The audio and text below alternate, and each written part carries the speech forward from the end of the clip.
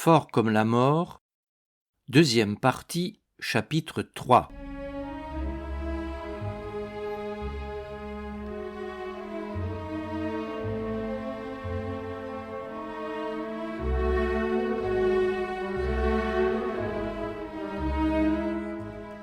Dès que la comtesse fut seule avec sa fille dans son coupé qui la ramenait à l'hôtel, elle se sentit soudain tranquille, apaisée, comme si elle venait de traverser une crise redoutable.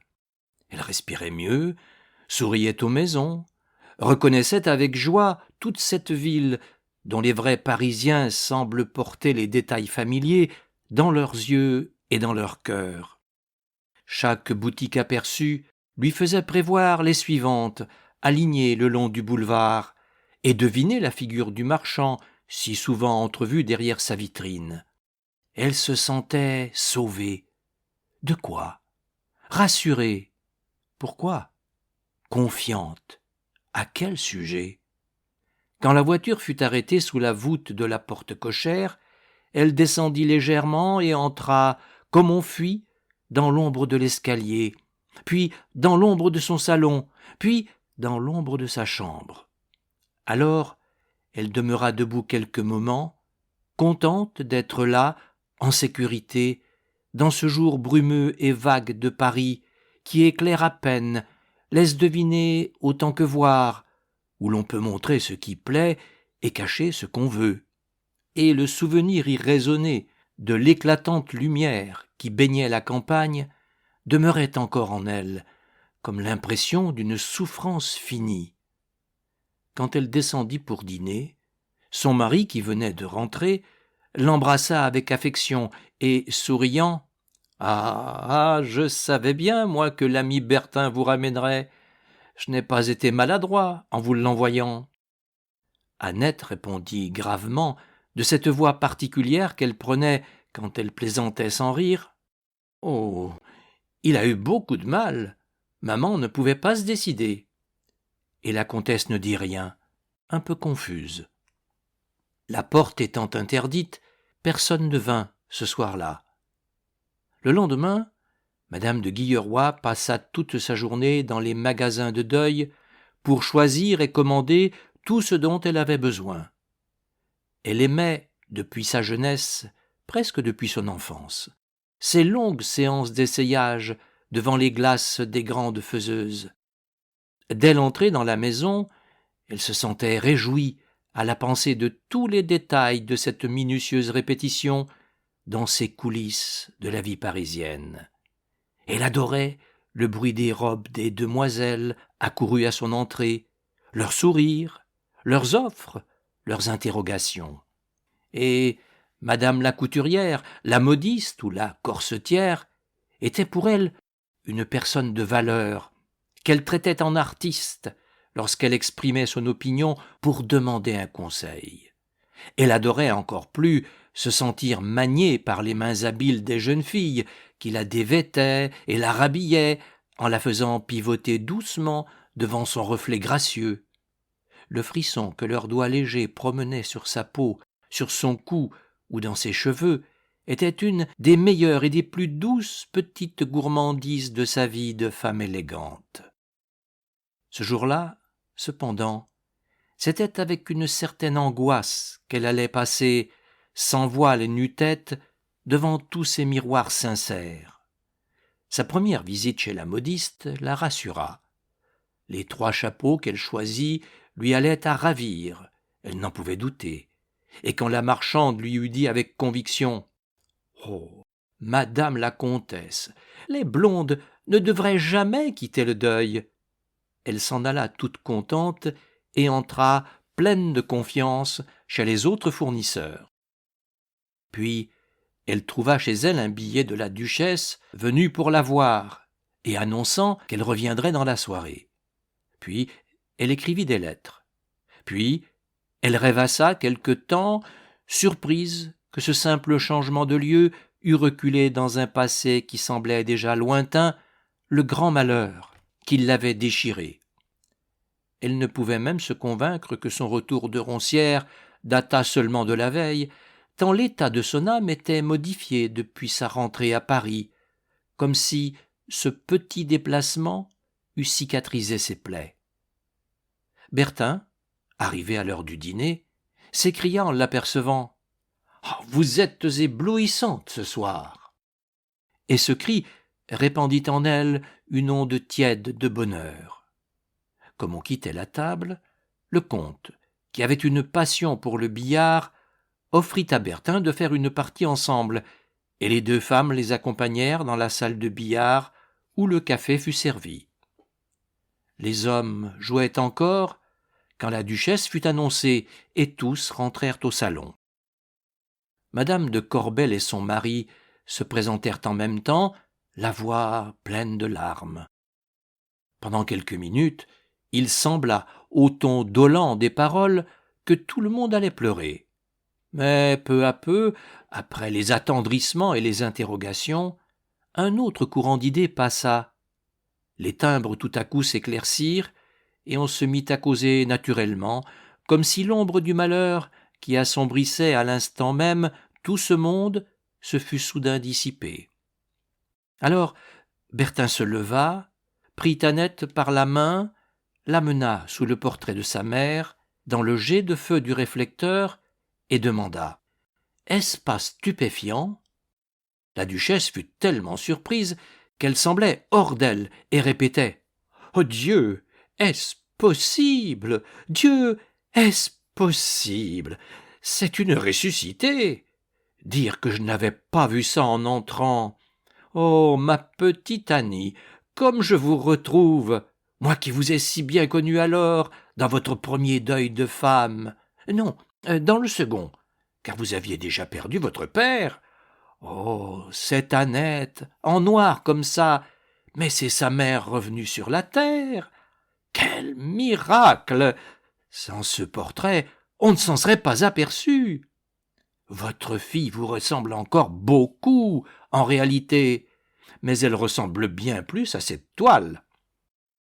Musadieu apparaissait, ayant appris le retour de madame de Guilleroy, et tenant à être un des premiers à lui présenter l'hommage de sa douloureuse sympathie.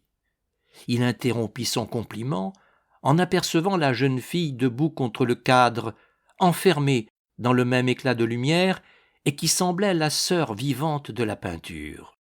Il s'exclama « Ah, par exemple, voilà bien une des choses les plus étonnantes que j'ai vues !» Et les Corbel, dont la conviction suivait toujours les opinions établies, s'émerveillèrent à leur tour avec une ardeur plus discrète. Le cœur de la comtesse se serrait. Il se serrait peu à peu, comme si les exclamations étonnées de toutes ces gens l'eussent comprimé en lui faisant mal. Sans rien dire, elle regardait sa fille à côté de son image, et un énervement l'envahissait. Elle avait envie de crier « Mais taisez-vous donc! Je le sais bien qu'elle me ressemble !»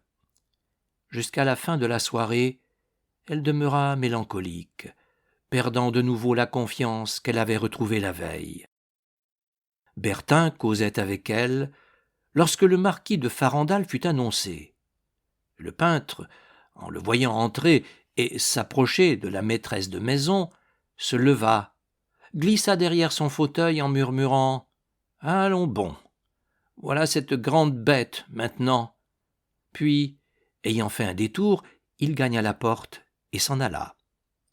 La comtesse, après avoir reçu les compliments du nouveau venu, chercha des yeux Olivier pour reprendre avec lui la causerie qui l'intéressait. Ne l'apercevant plus, elle demanda « Quoi, le grand homme est parti ?» Son mari répondit « Je crois que oui, ma chère. Je viens de le voir sortir à l'anglaise. » Elle fut surprise, réfléchit quelques instants, puis se mit à causer avec le marquis. Les intimes, d'ailleurs, se retirèrent bientôt par discrétion, car elle leur avait seulement entr'ouvert sa porte, sitôt après son malheur. Alors, quand elle se retrouva étendue en son lit, toutes les angoisses qui l'avaient assaillie à la campagne reparurent. Elle se formulait davantage, elle les éprouvait plus nettement. Elle se sentait vieille. Ce soir-là, pour la première fois, elle avait compris que dans son salon, où jusqu'alors elle était seule admirée, complimentée, fêtée, aimée, une autre, sa fille, prenait sa place. Elle avait compris cela tout d'un coup, en sentant les hommages s'en aller vers Annette. Dans ce royaume, la maison d'une jolie femme, dans ce royaume où elle ne supporte aucun ombrage, d'où elle écarte avec un soin discret et tenace toute redoutable comparaison, où elle ne laisse entrer ses égales que pour essayer d'en faire des vassales, elle voyait bien que sa fille allait devenir la souveraine. Comme il avait été bizarre, ce serrement de cœur, quand tous les yeux s'étaient tournés vers Annette, que Bertin tenait par la main, debout à côté du tableau. Elle s'était sentie soudain disparue, dépossédée, détrônée. Tout le monde regardait Annette. Personne ne s'était plus tourné vers elle. Elle était si bien accoutumée à entendre des compliments et des flatteries chaque fois qu'on admirait son portrait. Elle était si sûre des phrases élogieuses dont elle ne tenait point compte, mais dont elle se sentait tout de même chatouillée, que cet abandon, cette défection inattendue, cette admiration portée tout à coup tout entière vers sa fille, l'avait plus remuée, étonnée, saisie, que s'il se fût agi de n'importe quelle rivalité en n'importe quelle circonstance. Mais, comme elle avait une de ces natures qui, dans toutes les crises, après le premier abattement, réagissent, luttent et trouvent des arguments de consolation, elle songea qu'une fois sa chère fillette mariée, quand elle cesserait de vivre sous le même toit, elle n'aurait plus à supporter cette incessante comparaison qui commençait à lui devenir trop pénible sous le regard de son ami. Cependant, la secousse avait été très forte. Elle eut la fièvre et ne dormit guère. Au matin, elle s'éveilla lasse et courbaturée, et alors surgit en elle un besoin irrésistible d'être réconfortée, d'être secourue, de demander aide à quelqu'un qui pût la guérir de toutes ses peines, de toutes ses misères morales et physiques. Elle se sentait vraiment si mal à l'aise, si faible, que l'idée lui vint de consulter son médecin. Elle allait peut-être tomber gravement malade, car il n'était pas naturel qu'elle passât en quelques heures par ces phases successives de souffrance et d'apaisement. Elle le fit donc appeler par dépêche et l'attendit. Il arriva vers 11 heures. C'était un de ces sérieux médecins mondains dont les décorations et les titres garantissent la capacité, dont le savoir-faire égale au moins le simple savoir, et qui ont surtout, pour toucher aux maux des femmes, des paroles habiles plus sûres que des remèdes. Il entra, salua, regarda sa cliente, et, avec un sourire, « Allons, ça n'est pas grave, avec des yeux comme les vôtres, on n'est jamais bien malade. » Elle lui fut tout de suite reconnaissante de ce début, et lui conta ses faiblesses, ses énervements, ses mélancolies, puis, sans appuyer, ses mauvaises mines inquiétantes. Après qu'il l'eut écoutée avec un air d'attention, sans l'interroger d'ailleurs sur autre chose que son appétit, comme s'il connaissait bien la nature secrète de ce mal féminin, il l'ausculta, l'examina, tâta du bout du doigt la chair des épaules, soupesa les bras, ayant sans doute rencontré sa pensée, et comprit, avec sa finesse de praticien qui soulève tous les voiles, qu'elle le consultait pour sa beauté bien plus que pour sa santé. Puis il dit « Oui, nous avons de l'anémie, des troubles nerveux. Ce n'est pas étonnant, puisque vous venez d'éprouver un gros chagrin. Je vais vous faire une petite ordonnance qui mettra bon ordre à cela. Mais, avant tout, il faut manger des choses fortifiantes, prendre du jus de viande, ne pas boire d'eau, mais de la bière. Je vais vous indiquer une marque excellente. Ne vous fatiguez pas à veiller, mais marchez le plus que vous pourrez. Dormez beaucoup et engraissez un peu. C'est tout ce que je peux vous conseiller. Madame est belle cliente. Elle l'avait écouté avec un intérêt ardent, cherchant à deviner tous les sous-entendus. Elle saisit le dernier mot. Oui, j'ai maigri, j'étais un peu trop forte à un moment, et je me suis peut-être affaiblie en me mettant à la diète. Ah, sans aucun doute. Il n'y a pas de mal à rester maigre quand on l'a toujours été, mais quand on maigrit par principe, c'est toujours aux dépens de quelque chose. Cela, heureusement, se répare vite. Adieu, madame. Elle se sentait mieux déjà, plus alerte, et elle voulut qu'on allât chercher pour le déjeuner la bière qu'il avait indiquée à la maison de vente principale, afin de l'avoir plus fraîche. Elle sortait de table quand Bertin fut introduit. « C'est encore moi, dit-il. Toujours moi. Je viens vous interroger. Faites-vous quelque chose tantôt ? Non, rien. Pourquoi ? Et Annette ? Rien non plus. Alors, pouvez-vous venir chez moi vers 4 heures ? Oui, mais à quel propos ? J'esquisse ma figure de la rêverie, dont je vous ai parlé en vous demandant si votre fille pourrait me donner quelques instants de pause. Cela me rendrait un grand service si je l'avais seulement 1 heure aujourd'hui. Voulez-vous ? La comtesse hésitait, ennuyée, sans savoir de quoi. Elle répondit cependant : « C'est entendu, mon ami, nous serons chez vous à 4 heures. » « Merci, vous êtes la complaisance même. » Et il s'en alla préparer sa toile et étudier son sujet pour ne point trop fatiguer le modèle. Alors la comtesse sortit seule, à pied, afin de compléter ses achats. Elle descendit aux grandes rues centrales, puis remonta le boulevard Malesherbes à pas lents, car elle se sentait les jambes rompues. Comme elle passait devant Saint-Augustin, une envie la saisit d'entrer dans cette église et de s'y reposer. Elle poussa la porte capitonnée, soupira d'aise en goûtant l'air frais de la vaste nef, prit une chaise et s'assit. Elle était religieuse, comme le sont beaucoup de Parisiennes. Elle croyait à Dieu, sans aucun doute, ne pouvant admettre l'existence de l'univers sans l'existence d'un créateur. Mais, associant, comme fait tout le monde, les attributs de la divinité avec la nature de la matière créée à portée de son œil, elle personnifiait à peu près son éternel, selon ce qu'elle savait de son œuvre, sans avoir pour cela d'idée bien nette sur ce que pouvait être en réalité ce mystérieux fabricant. Elle y croyait fermement, l'adorait théoriquement, et le redoutait très vaguement, car elle ignorait en toute conscience ses intentions et ses volontés, n'ayant une confiance très limitée dans les prêtres qu'elle considérait tous comme des fils de paysans réfractaires au service des armes. Son père, bourgeois parisien, ne lui ayant imposé aucun principe de dévotion, elle avait pratiqué avec nonchalance jusqu'à son mariage.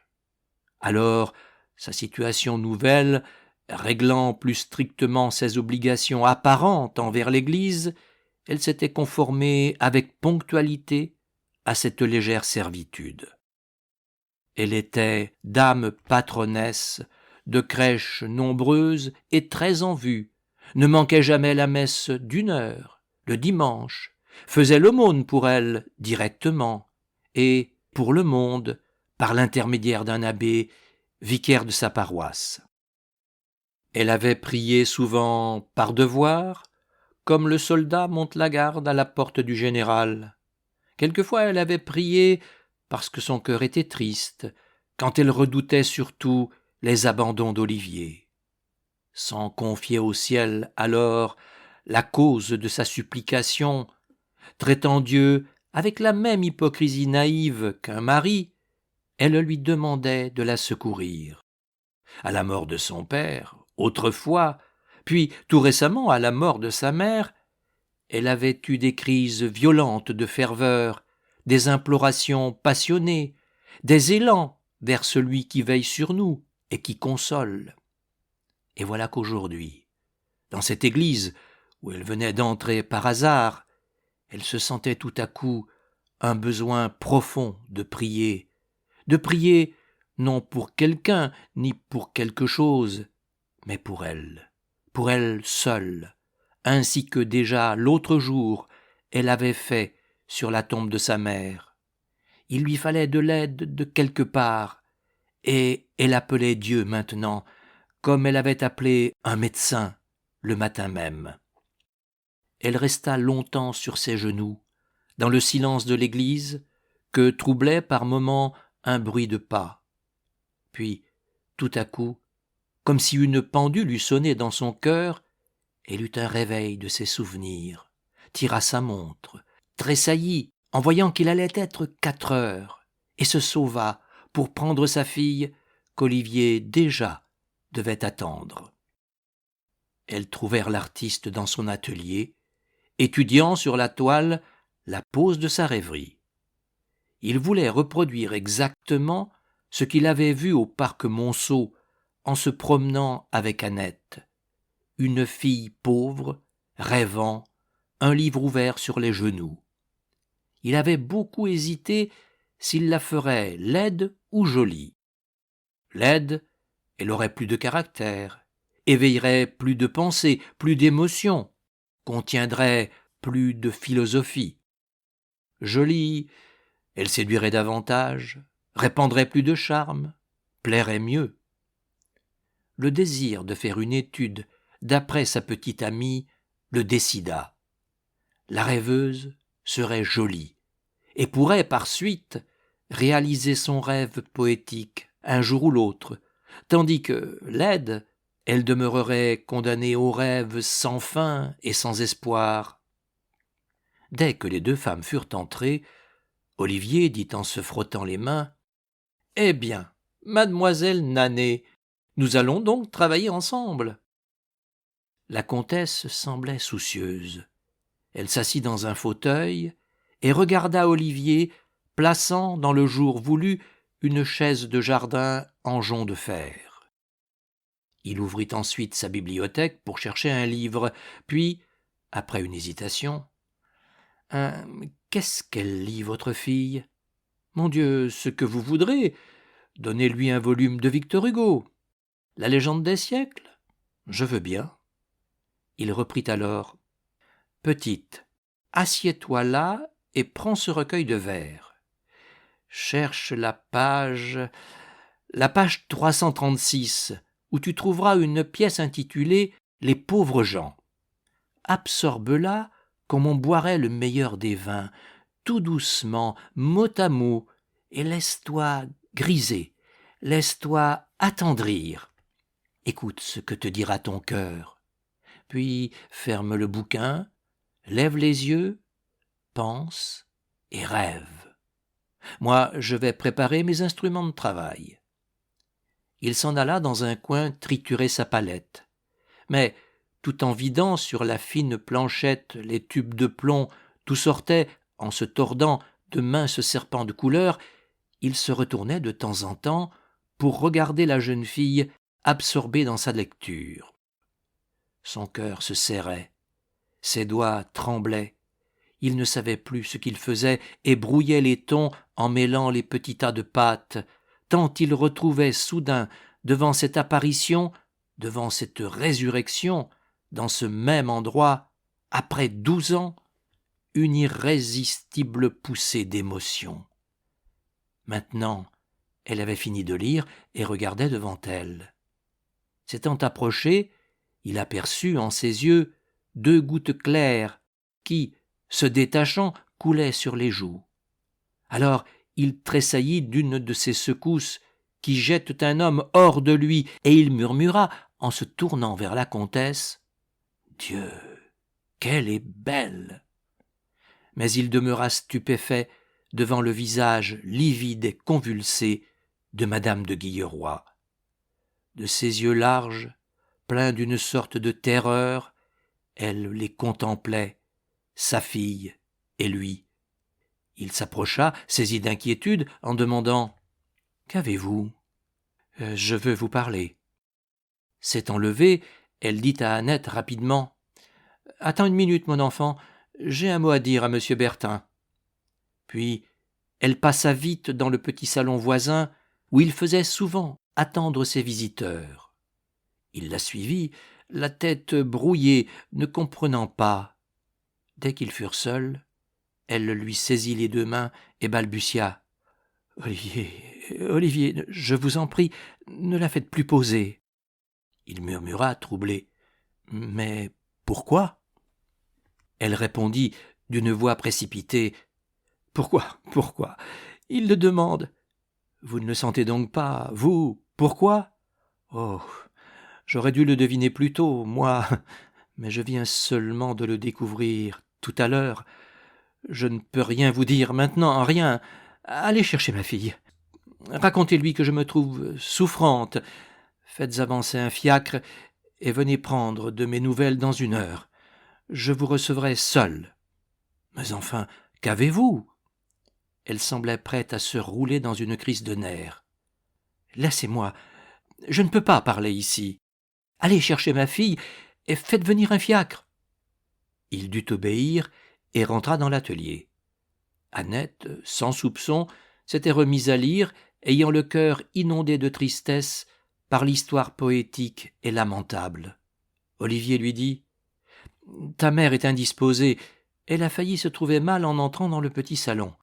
Va la rejoindre, j'apporte de l'éther. » Il sortit, courut prendre un flacon dans sa chambre, puis revint. Il les trouva pleurant dans les bras l'une de l'autre.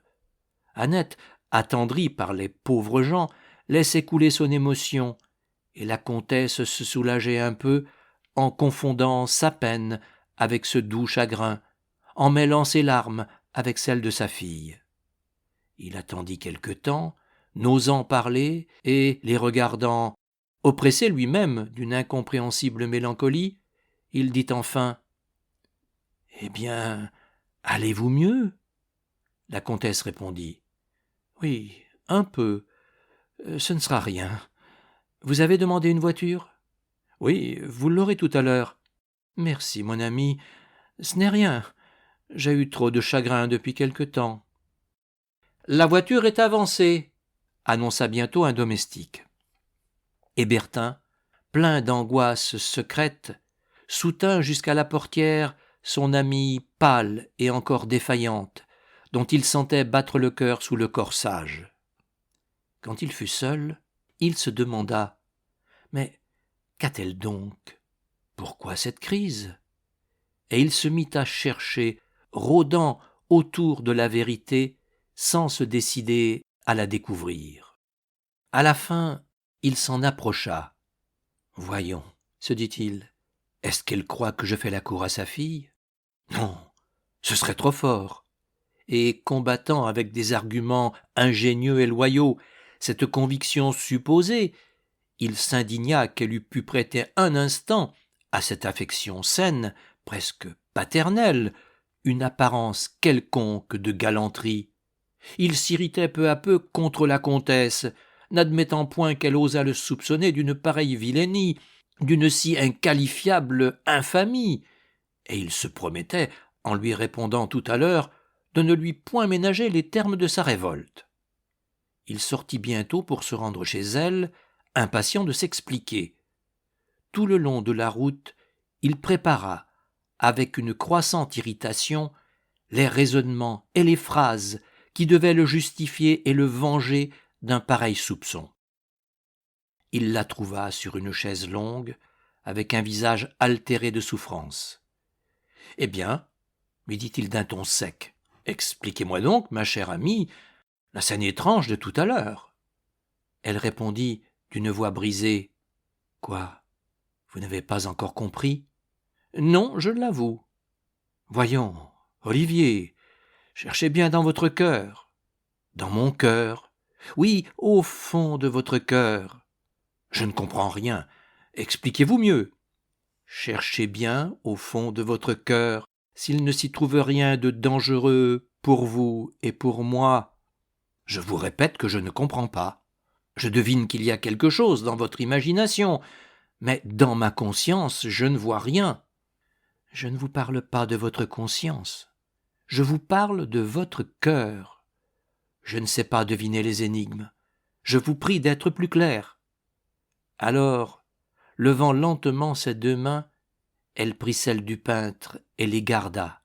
Puis, comme si chaque mot l'eût déchiré, « Prenez garde, mon ami, vous allez vous éprendre de ma fille. » Il retira brusquement ses mains et, avec une vivacité d'innocent qui se débat contre une prévention honteuse, avec des gestes vifs, une animation grandissante, il se défendit, en l'accusant à son tour, elle, de l'avoir ainsi soupçonné.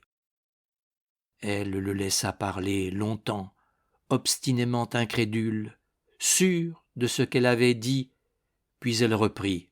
« Mais je ne vous soupçonne pas, mon ami. Vous ignorez ce qui se passe en vous, comme je l'ignorais moi-même ce matin. Vous me traitez comme si je vous accusais d'avoir voulu séduire Annette. Oh non, oh non. Je sais combien vous êtes loyal, digne de toute estime et de toute confiance.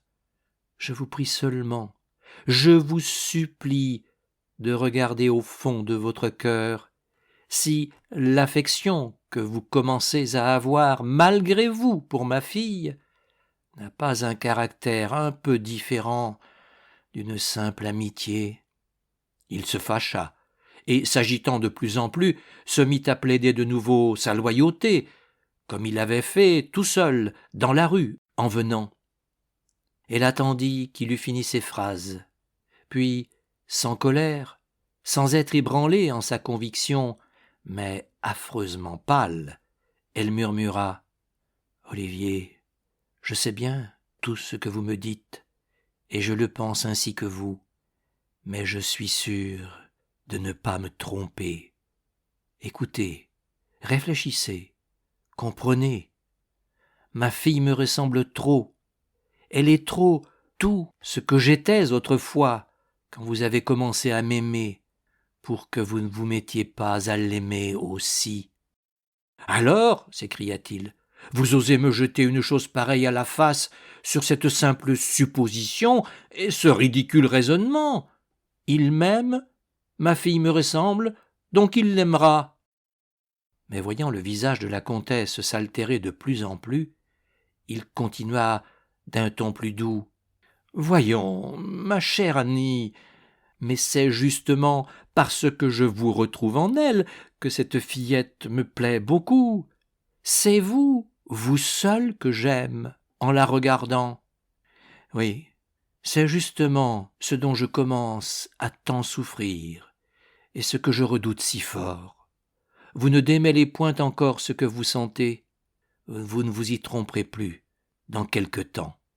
Annie, je vous assure que vous devenez folle. Voulez-vous des preuves? Oui, vous n'étiez pas venue à Roncières depuis 3 ans, malgré mes instances. Mais vous vous êtes précipité quand on vous a proposé d'aller nous chercher. Oh, par exemple, vous me reprochez de ne pas vous avoir laissé seul là-bas, vous sachant malade, après la mort de votre mère. Soit, je n'insiste pas. Mais ceci, le besoin de revoir Annette est chez vous si impérieux que vous n'avez pu laisser passer la journée d'aujourd'hui sans me demander de la conduire chez vous, sous prétexte de pause. Et vous ne supposez pas que c'est vous que je cherchais à voir? En ce moment, vous argumentez contre vous-même. Vous cherchez à vous convaincre. Vous ne me trompez pas. Écoutez encore. Pourquoi êtes-vous parti brusquement, avant-hier soir, quand le marquis de Farandal est entré? Le savez-vous? Il hésita, fort surpris, fort inquiet, désarmé par cette observation.